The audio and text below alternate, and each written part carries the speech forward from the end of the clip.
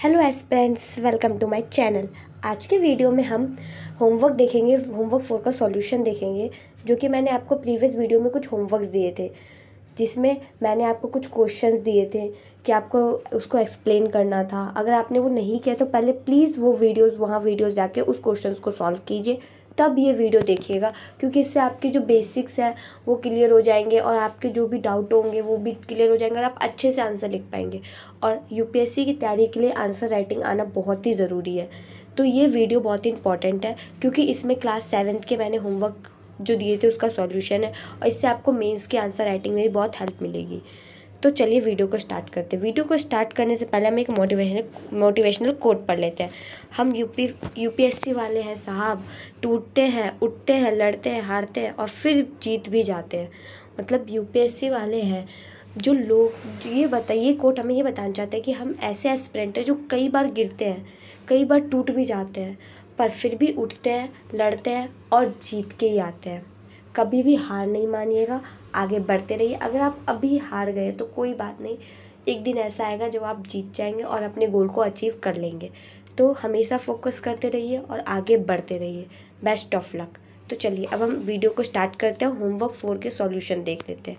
चलिए, पहला क्वेश्चन क्या है? Right a note on equality in India democracy. भारतीय लोकतंत्र में समानता पर टिप्पणी करें। देखिए, अगर आप ये होमवर्क के सॉल्यूशन को अच्छे से करना चाहते हैं तो पहले प्लीज़ मेरी प्रीवियस वीडियोस को जाके देखिए, क्योंकि वहाँ से आपके सारे टॉपिक्स क्लियर हो जाएंगे और आपको ये वीडियो भी बहुत अच्छे से समझ आ जाएगी। ठीक है, तो चलिए अब स्टार्ट करते हैं। जैसे कि आपको पता है कि इंडियन कॉन्स्टिट्यूशन में हर पर्सन इक्वल है, कि किसी भी इंडिविजुअल के साथ हमारे कंट्री में किसी भी तरह से भेदभाव नहीं होता है, चाहे वो किसी भी कास्ट का हो, रिलीजन का हो, या कोई भी एजुकेशनल बैकग्राउंड हो उसका, या इकोनॉमिक बैकग्राउंड कोई भी हो, पर वो सभी जो है हमारे इंडियन कॉन्स्टिट्यूशन में वो क्या है, इक्वल है। ठीक है, पर हम देखें तो हमारे इंडिया में फिर भी थोड़ी बहुत इनइक्वालिटी है, इनइक्वालिटी लाई करती है। ठीक है, पर पहले के टाइम से और अभी के टाइम में अगर हम डिफरेंस देखें तो बहुत ही कम अब इनइक्वालिटी होती है। अब बहुत ज़्यादा समानता हो गई, बहुत जैसे रिजर्वेशन करवा दिए गए हैं SC ST कास्ट वालों के लिए, और भी बहुत सारी स्कीम्स लॉन्च की गई है, या हम बोले बहुत सारी गवर्नमेंट ने रूल्स एंड रेगुलेशन अप्लाई किए, जिस वजह से जो क्या है नीचे कास्ट के लोग जो है उनको भी क्या है इक्वालिटी मिल रही है। वुमेन और जो मैन है उनके साथ भी कुछ बहुत सारी स्कीम्स लॉन्च हुई है, जिस वजह से क्या है हर एक पर्सन को इक्वली ट्रीट किया जा रहा है हमारे इंडिया में। पहले के टाइम पे जो है ना, कुछ समय पहले की हम बात करें तो उस टाइम पे जो है लोगों के साथ बहुत ही ज़्यादा भेदभाव होता था, बहुत बुरी तरीके से उनके साथ सलूक किया जाता था, और तब गवर्नमेंट कोई एक्शन भी नहीं लेती थी, ना ही तब कोई स्कीम्स थे, ना ही कोई रूल्स थे। पर आज की डेट की हम बात करें तो आज जो है हमारे इंडियन कॉन्स्टिट्यूशन में हर किसी के डिग्निटी की रिस्पेक्ट की जाती है और उनको ऐसे ट्रीट किया जाता है कि उनकी डिग्निटी पे कोई भी इफ़ेक्ट ना पड़े। ठीक है, अब मैं थोड़ा हिंदी में एक्सप्लेन कर देती हूँ। देखिए, मैंने इंग्लिश में पूरा बता दिया है, कहीं भी कोई डाउट हो तो प्लीज़ कमेंट में ज़रूर बताइएगा। अब हिंदी को पढ़ लेते हैं। भारतीय संविधान में सभी व्यक्तियों को समान मानते हैं। इसका मतलब यह है कि किसी देश में हर व्यक्ति इसका मतलब यह है कि देश में हर व्यक्ति को उसकी जाति, धर्म, शैक्षिक और आर्थिक पृष्ठभूमि के बावजूद समान माना जाता है। मतलब हमारे भारतीय संविधान में क्या है, सभी व्यक्ति समान है। हमारे देश में किसी को भी किसी भी तरह से भेदभाव नहीं किया जाता, किसी के साथ कोई भी भेदभाव नहीं होता है। यद्यपि देश में असमानता अभी भी मौजूद है, फिर भी सभी व्यक्ति की समानता के सिद्धांत को मान्यता प्राप्त है। अभी भी हम देखते हैं कि हमारे देश में असमानता है, पर फिर भी जो है क्या सबकी समानता की रिस्पेक्ट की जाती है, सबकी डिग्निटी की रिस्पेक्ट की जाती है हमारे इंडियन कॉन्स्टिट्यूशन में। जबकि पहले लोगों को भेदभाव और दुर्व्यवहार से बचने के लिए कोई कानून मौजूद नहीं था। अब ऐसे कई कानून हैं जो देखने के लिए काम करते हैं कि लोगों के साथ गरिमापूर्ण व्यवहार किया जाए। पहले के टाइम पे क्या था कि लोगों के साथ अगर भेदभाव होता था तो तब कोई कानून भी नहीं थे, पर आज के डेट में ऐसे बहुत सारे कानून हैं जिस वजह से क्या लोगों की गरिमा की रिस्पेक्ट की जाती है, उनके साथ अच्छा व्यवहार किया जाता है। आई होप आपको ये क्वेश्चन क्लियर हो गया होगा। चलिए नेक्स्ट क्वेश्चन पे चलते हैं। Explain multi dimensional poverty index. बहुआयामी गरीबी सूचांक को समझाएं। जो मल्टी डायमेंशनल पॉवर्टी जो है वो हमें ये मेज़र करने में मदद करता है कि कितने लोग जो है, कितने परिवार जो है वो गरीबी का सामना कर रहे हैं। हमारे इंडिया में हम जानते हैं कि बहुत ज़्यादा लोग क्या गरीब है। तो ये जो मल्टी डायमेंशनल पॉवर्टी इंडेक्स है, ये हमें यही मेज़र करने में हेल्प करता है कि एक स्पेसिफिक टाइम पे कितने लोग गरीबी का सामना कर रहे हैं। ठीक है। और जो MPI है, जो हम बोले मल्टी डायमेंशनल पॉवर्टी इंडेक्स है, इसका जो यूज़ है, हम बहुत तरह तरह के समुदाय को बहुत तरह के जो समुदाय जिनको गरीबी का असर हो रहा है, प्रभाव पड़ रहा है, उन लोगों को भी मेज़र करने में हेल्प करते हैं। कई देशों ने, बहुत सारे देश ऐसे जिन्होंने अपने बहुआयामी गरीबी उपाय को विकसित करने के लिए अलग अलग उपाय बनाए हैं। ठीक है। हर देश के अपने खुद के उपाय हैं बहुआयामी गरीबी को हटाने के लिए। ठीक है। गरीबी को हटाने के लिए हर कंट्री ने, ऐसे बहुत सारी कंट्री जिन्होंने अपने स्थानीय स्तर पे बोले या फिर नेशनल लेवल पे बोले, स्टेट लेवल पे बोले, उन्होंने खुद के उपाय विकसित किए हैं। ठीक है। आई होप आपको ये क्लियर हो गया होगा। फिर भी कोई डाउट हो प्लीज़ ज़रूर बताइएगा। देखिए, शर्माइएगा नहीं। आप अगर डाउट मुझसे पूछेंगे तभी तो मैं आपके डाउट को सॉल्व करने की कोशिश करूँगी, तभी मुझे पता चलेगा कि आपको कहाँ प्रॉब्लम आ रही। तो प्लीज़ कमेंट में ज़रूर बताइएगा। चलिए आगे बढ़ते हैं नेक्स्ट क्वेश्चन की तरफ। Explain equality and equity. Equality focus on creating the same starting line for everyone. Equality means each individual or group of people is given the same resource or opportunities.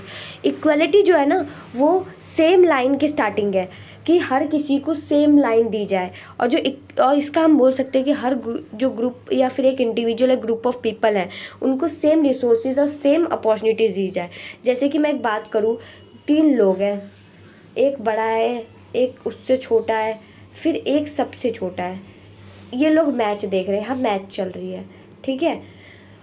अब देखिए, सबके height में difference है, पर क्या है कि सबको एक एक बॉक्स दिया गया है कि वो बॉक्स पे चढ़ के देख सकते हैं।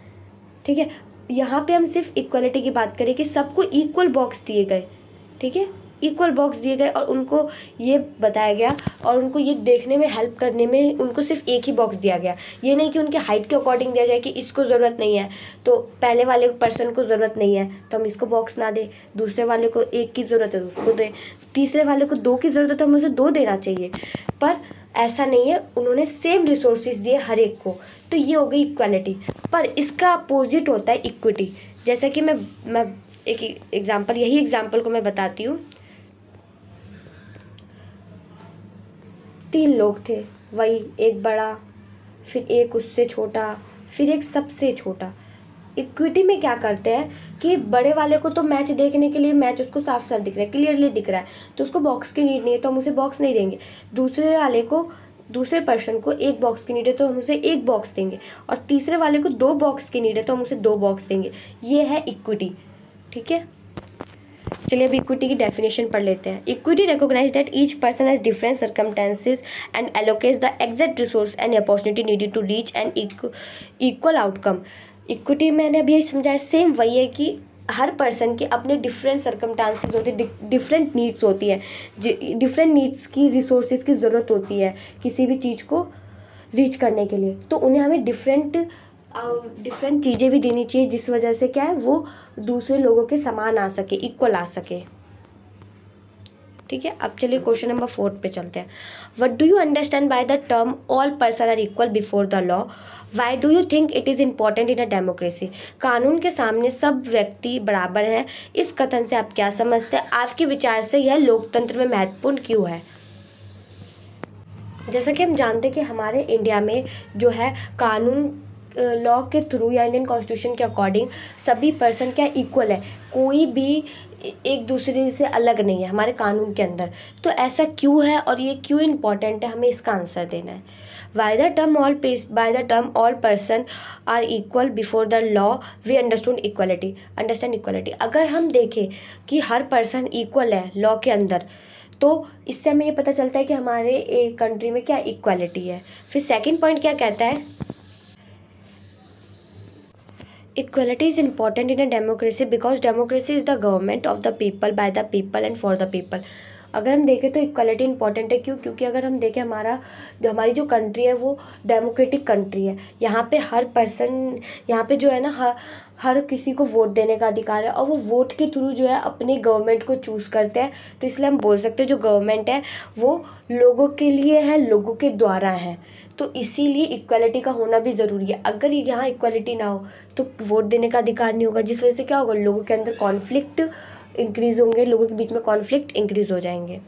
Equality is the essence of democracy. Equality जो है वो एक इम्पॉर्टेंट पार्ट है डेमोक्रेसी का। बिना इक्वालिटी के डेमोक्रेसी नहीं है।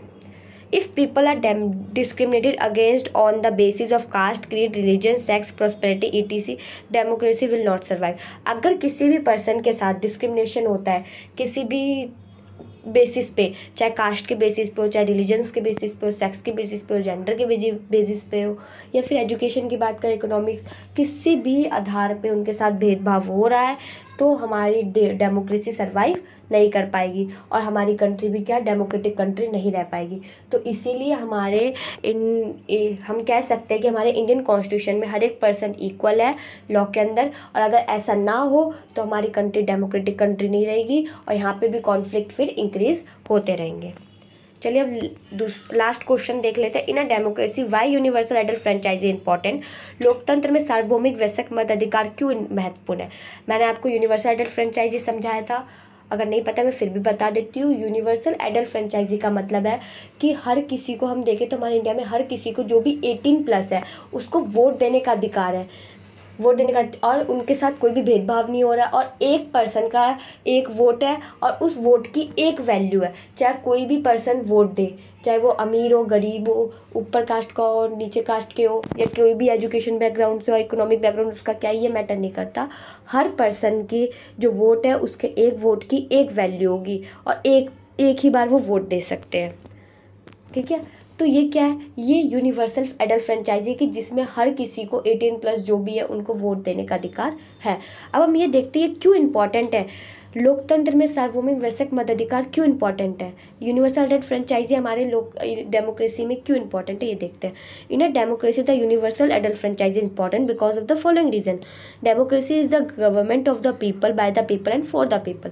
जैसा कि मैंने अभी बताया कि हमारा देश लोकतांत्रिक देश क्यों है, क्योंकि यहाँ पे जो है, जो गवर्नमेंट है वो लोगों के द्वारा चुनी जा रही है, लोगों के लिए चुनी जा रही है और लोगों के हित में चुनी जा रही है। इस वजह से जो है कि हमारा जो कंट्री है वो लोकतांत्रिक कंट्री है।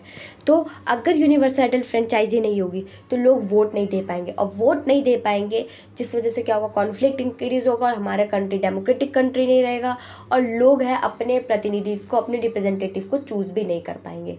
तो फिर डेमोक्रेसी कैसे रहेगी, फिर डेमोक्रेसी तो नहीं रहेगी। इसीलिए यूनिवर्सल एडल्ट फ्रेंचाइजी इंपॉर्टेंट है। दूसरा point, every adult irrespective of caste, creed, religion, region, sex, the rich और poor background is allowed to vote. This is called a universal adult franchise. कोई भी पर्सन हो, चाहे वो किसी भी कास्ट का हो, किसी भी रिलीजन का हो, रीजन का हो, सेक्स, कोई भी सेक्स हो उसका, मेल हो, फीमेल हो, रिच हो, पुअर हो, या कोई भी एजुकेशनल बैकग्राउंड से, हर किसी को वोट देने का अधिकार है। बस कंडीशन क्या है, 18+ होनी चाहिए, और इसी को हम क्या बोलते हैं, यूनिवर्सल एडल्ट फ्रेंचाइजी, सार्वभौमिक वयस्क मताधिकार। थर्ड पॉइंट क्या है, the concept of the universal adult franchise is based on equality. हम देखें तो जो यूनिवर्सल एडल्ट फ्रेंचाइजी है, जो सार्वभौमिक वयस्क मताधिकार, वो इक्वलिटी, समानता के आधार पर है। In a democracy every citizen is equal. जो हमारी डेमोक्रेसी, लोकतंत्र में हर पर्सन जो है इक्वल होते हैं। हमारी कंट्री में हम देखें तो हर एक पर्सन क्या इक्वल है। अब हम एक आर्टिकल 15, जो कि मैंने आपको बोला था कि मैं आपको नेक्स्ट वीडियो में समझाऊंगी, तो वो ये वीडियो है, प्रोविज़न ऑफ डिस्क्रिमिनेशन। इसका मतलब क्या है कि आर्टिकल 15 में ये है कि किसी भी पर्सन के साथ कोई भी भेदभाव नहीं होगा, चाहे वो किसी भी कास्ट का हो, किसी भी रिलीजन का हो, किसी भी रीजन का, उसका प्लेस ऑफ बर्थ क्या है, उसके सेक्स क्या है, वो क्या, उसकी क्या डिसेबिलिटी है, एबिलिटी क्या है, क्या कंडीशन, वो कुछ भी हो, किसी भी तरह का हो, वो उसको ये चीज़ें, कुछ चीज़ें जो है यूज़ करने का पूरा राइट है। उनके साथ कोई भेदभाव नहीं होगा। जैसे एक्सेस ऑफ पब्लिक प्लेस, पहले के टाइम पे क्या होता था कि जहाँ पे पहले के टाइम पे ये होता था कि जो अपर कास्ट के लोग हैं अगर वो कहीं पर है, उनकी अगर कोई चीज़ है तो वहाँ पे लोअर कास्ट के लोग आके नहीं यूज़ कर सकते थे उस चीज़ को। पर आर्टिकल 15 में यह है कि अब किसी के साथ कोई डिस्क्रिमिनेशन नहीं होगा। जो भी पब्लिक प्लेस है उसका यूज़ हर कोई पर्सन हमारी कंट्री का कर सकता है, चाहे वो कोई भी कास्ट का हो या कोई भी रिलीजन का हो। ठीक है। Use of tank, wells, ghats etc that are maintain by the state और that are meant for general public. चाहे कोई भी देखिए, जैसे कुआं हो गया या हम घाट की बात करें या टैंक्स की बात करें, जो ये सब चीज़ें जो है इनका यूज़ हर एक पर्सन कर सकते हैं, चाहे वो कोई भी हो, किसी भी बैकग्राउंड से हो, ये मैटर नहीं करता, वो यूज़ कर सकते हैं। फिर थर्ड पॉइंट ये बोलता है the article also mention that special provision can be made for women, children and the backward classes not standing this article. मतलब ये आर्टिकल हमें ये भी बताता है कि कुछ विशेष अधिकार दिए गए हैं वुमेन को, चिल्ड्रन को और बैकवर्ड क्लासेस के लोगों को। ठीक है, ताकि जो उनके साथ भेदभाव हो रहा है, देखें तो हम वुमेन के साथ भी बहुत ज़्यादा भेदभाव होते हैं कि उनको वेजेस कम दे रहे हैं, उनके साथ कि वो लड़कियां हैं तो पब्लिक वो एजुकेशन नहीं ले सकती, ये सब बहुत सारी भेदभाव होती थी। तो आर्टिकल 15 के तहत अब इस सब में कि अब उनके साथ कोई भेदभाव नहीं होगा। तो आर्टिकल 15 तीन चीज़ें बताता है कि कोई भी पर्सन पब्लिक प्लेस का यूज़ कर सकता है। दूसरा, कोई भी पर्सन टैंक, वेल्स, घाट इनका यूज़ कर सकता है जो कि स्टेट गवर्नमेंट बनाती है या मेंटेन करती हैं। फिर तीसरा कि वुमेन और चिल्ड्रन और जो बैकवर्ड क्लासेस के लोग हैं उनको कुछ स्पेशल प्रोविज़न या विशेष अधिकार दिए गए हैं आर्टिकल 15 के तहत, ताकि उनके साथ कोई भी डिस्क्रिमिनेशन, उनके साथ कोई भी भेदभाव ना हो। हिंदी में देख लीजिए, अनुच्छेद 15 भेदभाव का निषेध। यह लेख किसी भी तरह से भेदभाव को प्रतिबंध करता है। कोई भी नागरिक मैदान पर नहीं होगा, केवल जाति, धर्म, जन्म स्थान, लिंग या इनमें से कोई भी किसी दायित्व, विकलांगता, प्रतिबंध या संबंध स्थिति के अधीन होगा। सार्वजनिक स्थानों तक पहुँच, हर किसी को सार्वजनिक चीज़ों का यूज़ करने की पूरी राइट है।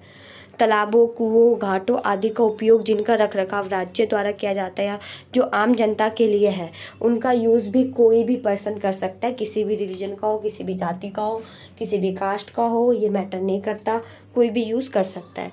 फिर लेख में ये भी उल्लेख किया गया है कि पिछड़े वर्ग की महिलाओं और बच्चों के लिए इस लेख के बावजूद विशेष प्रावधान किए जा सकते हैं कि जो लोग महिलाएं हैं और जो बच्चे हैं और जो पिछड़े जाति के जो लोग हैं, पिछड़े वर्ग के लोग हैं, उनके साथ क्या है, कुछ विशेष प्रावधान दिए जाएंगे। आई होप गाइज आपको यहाँ तक क्लियर हो गया होगा। अगर आपको कहीं भी कोई डाउट हो तो प्लीज़ मुझे कमेंट सेक्शन में ज़रूर बताइएगा, मैं आपके डाउट को सॉल्व करने की पूरी कोशिश करूँगी। अगर आपको मेरी वीडियो थोड़ी सी भी अच्छी लगती है तो प्लीज़ मेरी वीडियो को लाइक कीजिए, शेयर कीजिए और मेरे चैनल को सब्सक्राइब कर दीजिए, ताकि मेरे चैनल की जो नोटिफिकेशन है आप तक पहुंचती रहे, आप ऐसी वीडियोस देखते रहे और अपनी प्रिपरेशन को अच्छा करते रहिएगा। और मेरी वीडियोस को ज़्यादा से ज़्यादा शेयर कीजिए, ताकि जिन बच्चों को यूपीएससी की प्रिपरेशन अच्छे से करनी है तो वो मेरे वीडियोस पे आकर मेरे वीडियोस को चेक कर सकते हैं और अपनी प्रिपरेशन को अच्छा कर सकते हैं। Once again thank you guys for watching my video.